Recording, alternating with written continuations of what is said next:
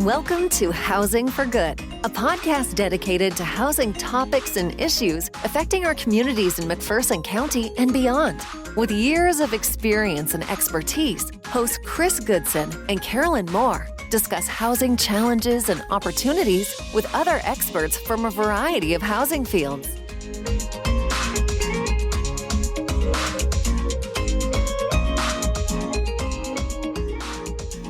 Hi, I'm Karolyn Moore. And I'm Chris Goodson. Chris, what are we going to talk about today? Well, today we're going to talk about the Oak Harbor Cottages non-congregate shelter.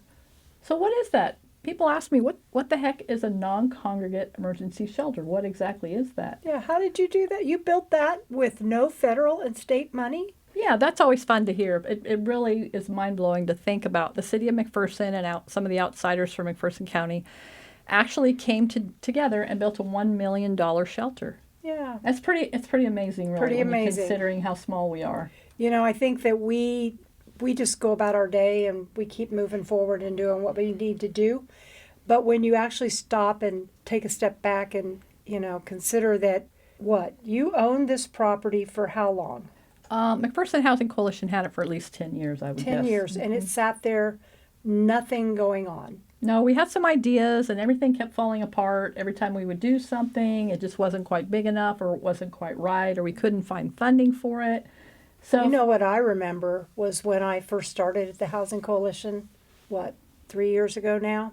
Wow. I remember sitting in your office and you said, now, I don't know what it's going to be, but I just feel like there's something big that we're going to be doing. And I remember thinking, oh no, what have I gotten myself into? Yeah, and don't you feel like that every day now? I do. Honestly, I do.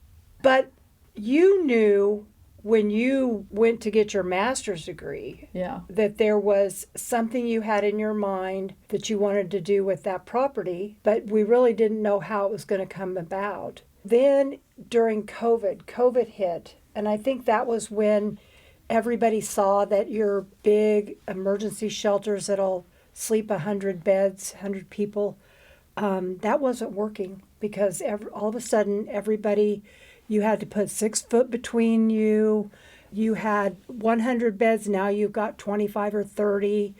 And that was really when you realized that this is what we need to do. Yeah, I always said we're never going to have a shelter. So never say never, especially around here, because all of a sudden you find yourself doing things that you're like, what? I do not want to run a shelter. But I knew that if McPherson Housing Coalition was going to have a shelter, we were going to have to think outside the box because, like you said, that traditional type of shelter wasn't working. And also it doesn't give families privacy. Kids don't feel safe. I mean, they can't even have their favorite toy or their blanket hardly. Or it doesn't keep the family together. Right. The traditional one is men are in one shelter, women and children in another one. None of that is safe for the families or for individuals. So when we discovered that that's what we wanted to do, we really wanted to focus on kids, making sure that they felt safe and had as much of a normal childhood, as much of a normal experience as possible. We want people going into this shelter saying, I got to live there in those little tiny homes.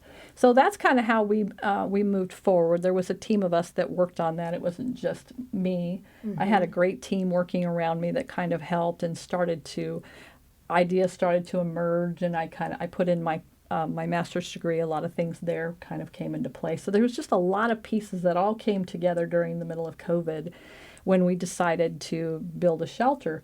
The only problem was we could not find any funding at the state or federal level. And so we were like, what are we going to do? And everybody at the state and federal level said, hey, this sounds like a great idea. Unfortunately, we can't fund it, but we're going to watch to see how it goes. Yeah. So we went into the churches. We did. We went into the churches. And we got Countryside Covenant, and Jamie Odell was our interior designer, and she attended there with you. Mm-hmm. So that was pretty special. So they got on board right away. Then we got the Mennonite Church, First Mennonite Church, and we got First Baptist Church. And those were the first 3 churches here in town that caught the vision. I think when we told them what we wanted to do and why, they could actually see it. Mm-hmm. and they understood. And so They raised funds. They gave us volunteers. Each of those churches had at least one contractor that did this for a living, and they could step right in, and they knew how to build a house. So that was amazing. And then we went to United Center Church, another Mennonite church in McPherson County, First Christian Church, and the Brethren Church. And those three churches then saw what was being done, also saw the benefit, and realized we have to help with this. That was really awesome to watch, regardless of the denomination, regardless of the theology or whatever the belief system is for that denomination. It didn't matter. People came together, they helped each other, they worked side by side, and we got the first 6 of these small houses built for people to immediately start using as an emergency shelter. And it was very odd because we started using the first 3 as soon as they were done, and we're building 3 more.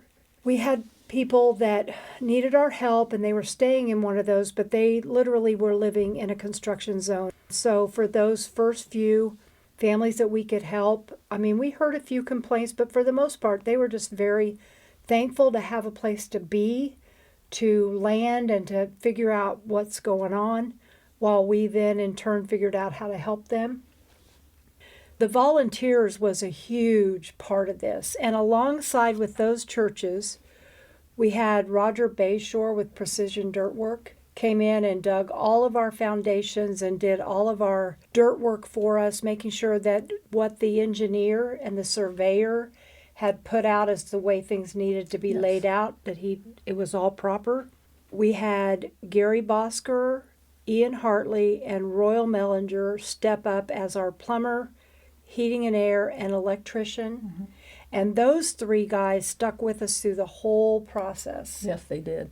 What I loved was the siding as well, the siding and the plumbing and the electrical components. That was really, really important for us to help save costs on that property. I mean, that electrical company. Stannion Electric, yes. Yes, Stannion Electric gave us all the components for this project. Certainty gave us the siding, which is some of the most expensive siding in the country, and it really makes these units look amazing. They do really look like little cottages. So if you're really interested in seeing one of these, if you go to our website, McPhersonHousingCoalition.org, you can actually do a speed walkthrough. I believe your daughter put that on there. Yes. And then there's an aerial there, and you can really get a vision of what these are 2-bedroom, 1-bath homes. They're small. They're 440 square feet. They are small, but they're very well built. They're very compact. They're storage. They're completely furnished.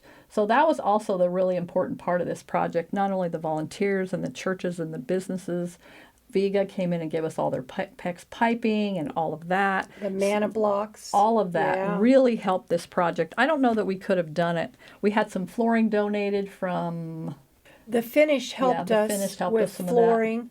I mean, honestly, Chris, for us to sit here and try to name off everybody that participated in this, we would leave somebody out. Yes, we would. Some of those contractors came in and helped us build the final 4 cottages when we didn't have a church body to necessarily do that. And that was when we turned to foundations and charitable organizations to help us with the money to build the remaining 4. And then we simply called on our volunteers and our contractors, people that knew what we had done and could step in and just keep working on this. And we have all 4 of them done.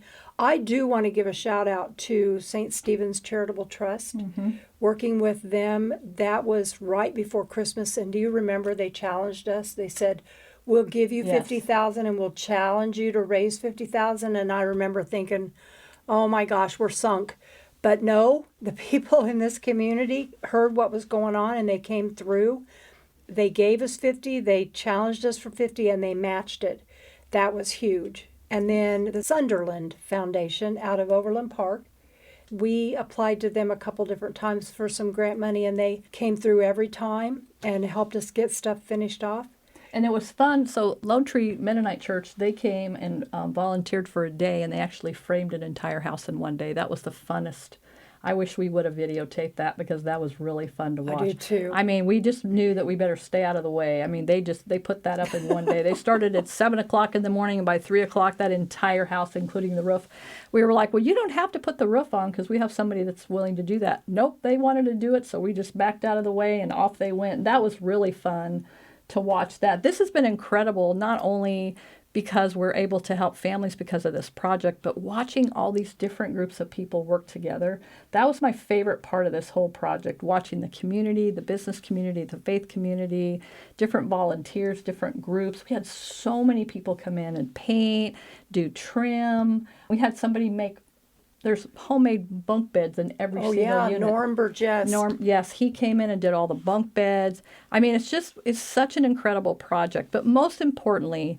we are able to help families. So somebody comes to us and says, I'm homeless, or I'm imminently homeless.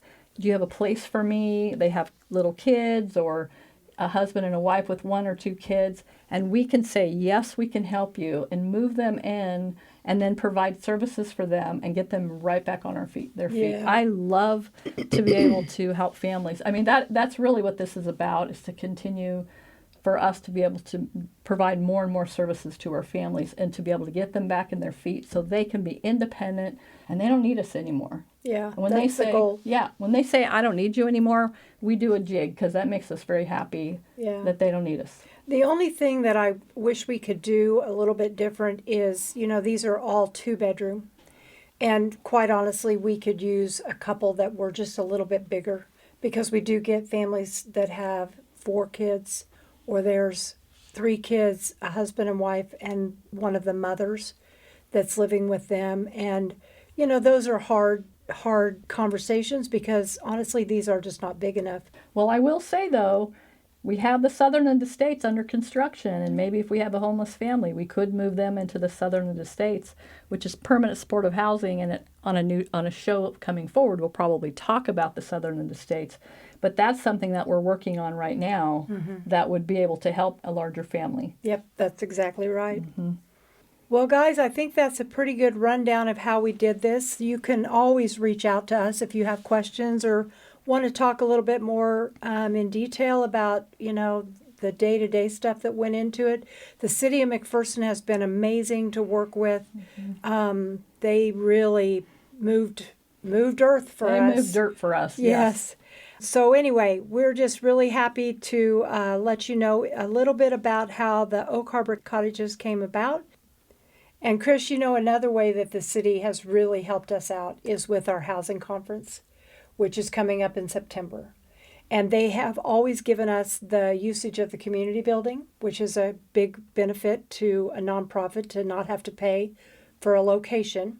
But yeah, our conference is coming up. I think we've got some really good people that are going to be speaking. We have some great speakers. I'm excited about. So if you're interested in this conference, one side is a construction side, development side, and the other is more of a social services side. So you don't necessarily have to stay on one track or the other, but if you have varying interests, maybe you're interested in develop, but also you want to hear about the opioid addiction, or maybe you want to hear about mental health, or maybe you want to hear what the realtors have to say about some of the changes and some of the things that are coming up when you buy and sell a house. We have lots of great speakers. So you'll hear more about this conference next week. Yeah, so thanks for joining us today for Housing for Good. And we hope to see you next week. Have a great week.